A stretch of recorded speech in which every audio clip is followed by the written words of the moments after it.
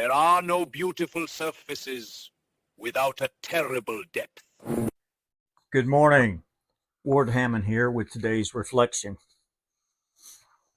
Friedrich Nietzsche wrote in Beyond Good and Evil, "There are no beautiful surfaces without a terrible depth." Today I want to sit with the question, what depth in your life are you avoiding because you fear it's too terrible to face? This is one of Nietzsche's hardest truths. He's not saying that beautiful things have hidden darkness underneath, like some kind of deception. He's saying the opposite. The beauty and the depth are inseparable. You can't have one without the other. Think about the relationships that matter to you most. They're beautiful because of their depth, and they're deep because they contain complexity, vulnerability, and the capacity to hurt each other, the risk of loss. You can't have the beauty of intimate connection without the terrible depth of potential pain. Or think about any creative work that moves you, art, music, literature. It's beautiful because it touches something deep in you. And that depth always includes shadow, struggle, the parts of human experience we'd rather not acknowledge. Nietzsche is telling us, if you want the beautiful surface, you have to be willing to face the terrible depth. There's no other way. I've been thinking about this in the context of building this daily practice, showing up every morning with a philosophical reflection, creating content across platforms, and inviting people into these questions. The beautiful surface is the finished video, the polished post, the coherent reflection you're watching right now. Hopefully coherent. But the depth underneath, it's messier. The depth is the uncertainty about whether this will sustain itself. The fear that I'm too old to be starting a content creation practice. The imposter syndrome that whispers, I'm not qualified to be teaching philosophy. I'm not an academic. I don't have the credentials. The depth is the vulnerability of sharing personal decisions in real time, like choosing the medicant model over conventional monetization. What if that was naive?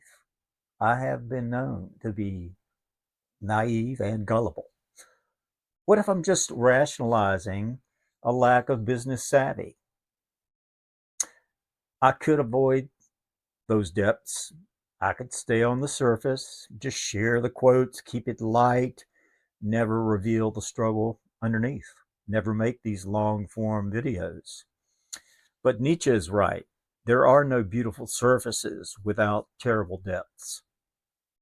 If I want this practice to mean something, if I want it to actually help people face their own depths, I have to be willing to face mine. The beauty of authentic connection comes from the terrible depth of actual vulnerability. And I would say that going on YouTube is a vulnerable act. Now, this applies to everything that matters. The career that feels meaningful. It has depth. Long hours, difficult decisions, the weight of responsibility, and the possibility of failure. The family relationships you value, they have depth. Old wounds, unmet expectations, the complexity of loving imperfect people who sometimes hurt you and you them. The creative project you care about, it has depth.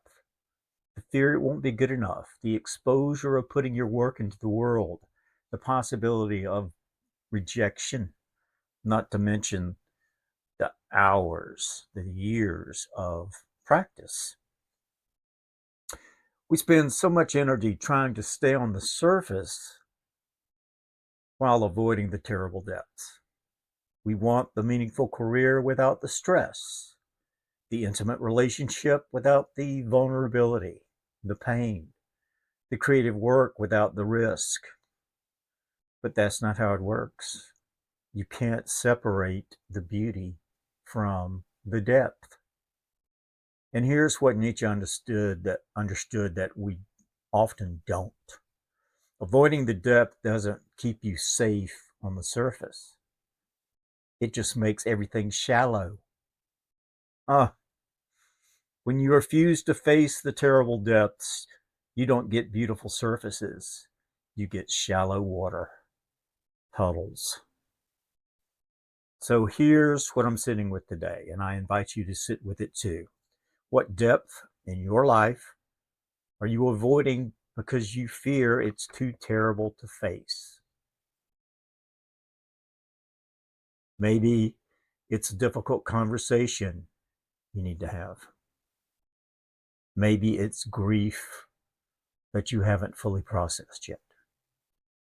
Maybe it's acknowledging how unhappy you are in a situation you've been pretending is fine. Maybe it's facing your own complicity in something else that has gone wrong.